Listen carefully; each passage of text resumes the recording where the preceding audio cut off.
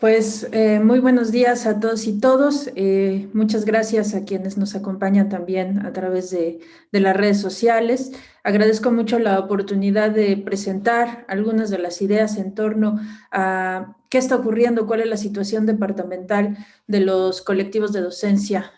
Yo soy la maestra Sandra Molina, jefa del Departamento de Investigación y Conocimiento. Eh, los colectivos registrados al interior del departamento son los que estoy presentando a continuación en pantalla, ¿no? Es teoría e historia del diseño para la comunicación gráfica, de la arquitectura, del diseño industrial, del tronco general de asignaturas, y tenemos un colectivo adicional que no está organizado como los demás, que es el de arquepoética. El departamento cuenta con 49 profesores entre contrataciones definitivas y temporales, y desde el 11 de diciembre de 2018 están trabajando en colectivos organizados principalmente por línea temática, que son los que muestro aquí. Y en realidad los colectivos de investigación se han venido reuniendo para trabajar de forma sistemática y trabajando sobre acuerdos sobre contenidos y productos que impacten directamente a la docencia. Aquí hay varias precisiones y hay cosas que me gustaría puntualizar respecto a la situación particular del departamento y de los colectivos. Si bien los colectivos, de acuerdo a los lineamientos, dependen o parecían estar bajo la responsabilidad de la dirección, es importante reconocer que dependen en muchas ocasiones o dependen prácticamente directamente de la agenda departamental. Y eso ocasiona que los colectivos tengan una actividad que puede variar de acuerdo a la importancia y de acuerdo a las agendas departamentales que van teniendo en cada gestión, ¿no? Entonces eso es importante reconocerlo, porque el papel que asumen los colectivos puede ir variando dependiendo de quién asuma las jefaturas departamentales. Y creo que eso es importante reconocerlo, porque eso se tendría que sumarse justo a cómo se construye una visión divisional de los colectivos docentes para poder dar continuidad y poder dar una estructura mucho más sólida a los trabajos de los colectivos. Yo en lo personal quiero reconocer desde ahora el gran trabajo que han venido desempeñando los responsables del colectivo, que han asumido el reto que ha implicado cambiar a la modalidad a distancia, ¿no?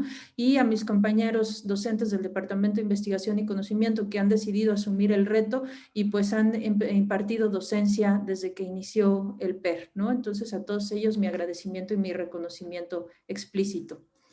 Es importante reconocer que el papel de los colectivos ha implicado una mejor organización de la docencia al interior del departamento. Y acá yo quisiera puntualizar en una cosa. A mí me tocó asumir la gestión del departamento ya en pandemia, es decir, ya estábamos con actividades a distancia. Veníamos de un periodo en el cual tuvimos una encargada de departamento y a mí me toca asumir ya en medio de la emergencia sanitaria. ¿Y por qué menciono esto? Porque esto hace que el departamento tenga ciertas circunstancias en el momento en el que yo asumo la jefatura que han impactado pues el papel que han tenido los colectivos, y que creo que por eso me hacen tener el análisis que tengo respecto a los mismos. Para mí hay una cuestión importante.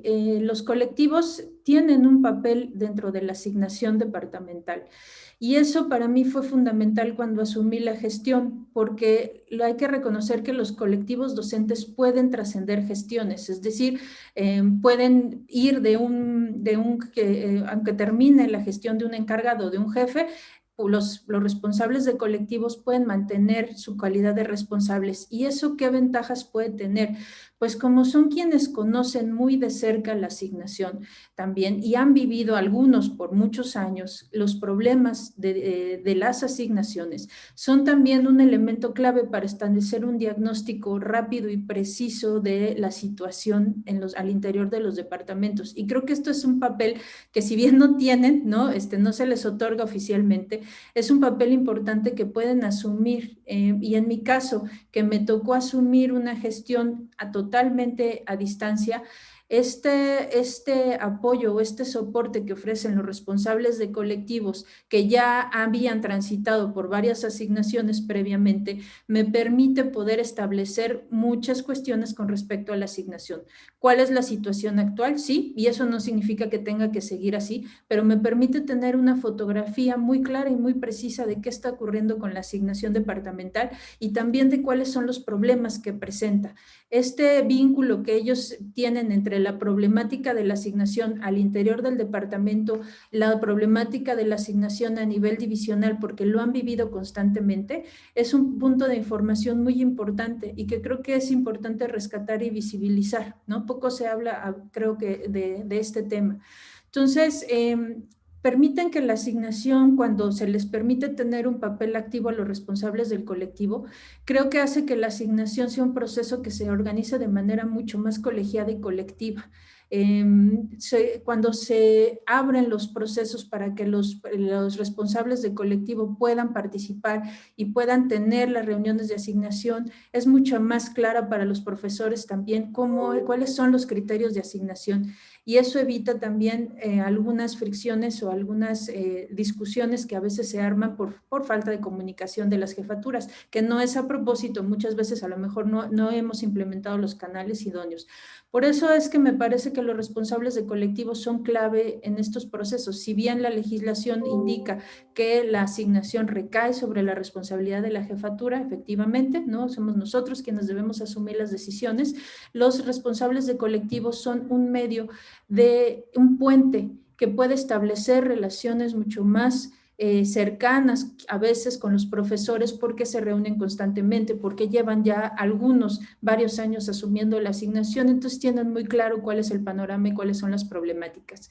Y eso hace que a mí, al menos desde la jefatura de departamento, me haya sido muy claro quizá cuáles son las cosas que podríamos retomar, ¿no? Y cuáles son las cosas que los mismos profesores están pidiendo que se revisen y que se cambien. Entonces, me parece que por esa parte los colectivos aportan esta información que no es necesariamente cuantitativa, pero sí es la información que se obtiene a partir del trabajo cercano y cotidiano con las y los profesores. De ahí su importancia que los colectivos se estén reuniendo constantemente, que al interior de los mismos se planteen las problemáticas que las y los profesores viven cotidianamente, porque es a través de estos cuando pueden tener una voz colectiva que pueda impactar en las decisiones de las jefaturas departamentales. Por otra parte, me parece que otro de los elementos fundamentales es que los colectivos también pueden impactar importantemente en la formación de las y los profesores porque detectan las necesidades de las y los profesores igual, de manera muy cercana. En su caso lo hemos vivido en el colectivo, por ejemplo, de diseño industrial. Se iniciaron procesos de formación ya desde años atrás a la luz de las mismas necesidades que se fueron detectando y a partir de eso se empezaron a revisar las cartas temáticas y se empezaron a mejorar de manera colectiva.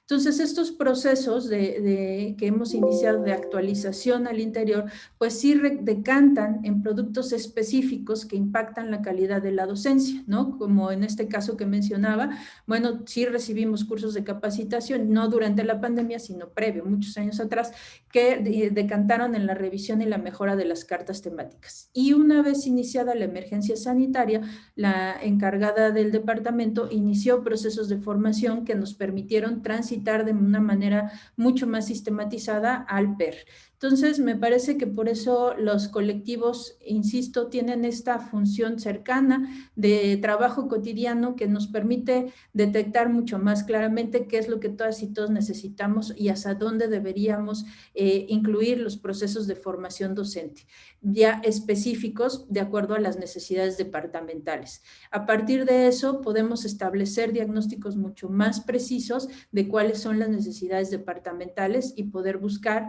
pues los elementos que puedan apoyar con herramientas específicas los procesos de formación de las y los profesores para la mejora de la educación. Creo que son como dos papeles que me parece que ha asumido el colectivo, que han asumido los colectivos departamentales, que han impactado inmediatamente la actividad de las y los profesores. Cabe mencionar también que, bueno, las y los profesores se han dado procesos naturales en los cuales se han estado agrupando para trabajar, para poder dar de mejor manera sus clases, ¿no? Y eso lo han hecho justo con este afán de mejora docente continua. Pero siempre ha existido un espíritu de trabajo al interior de los colectivos y que ha decantado en productos específicos, ¿no? Incluso en materiales didácticos, en revisión de cartas temáticas. Hemos expuesto las cartas temáticas que en un principio quizá se hacían de manera individual, pues se han ido no homologando, pero sí han ido tomando ejes conceptuales teóricos comunes, que eso es muy importante, sobre todo por el carácter de las materias que imparte el departamento. Entonces, a mí me parece que los colectivos han tenido, sí, altibajos en su trabajo, ¿no? Insisto, porque muchas veces dependen de las agendas departamentales, pero ha sido constante su presencia en por lo menos estos dos elementos, la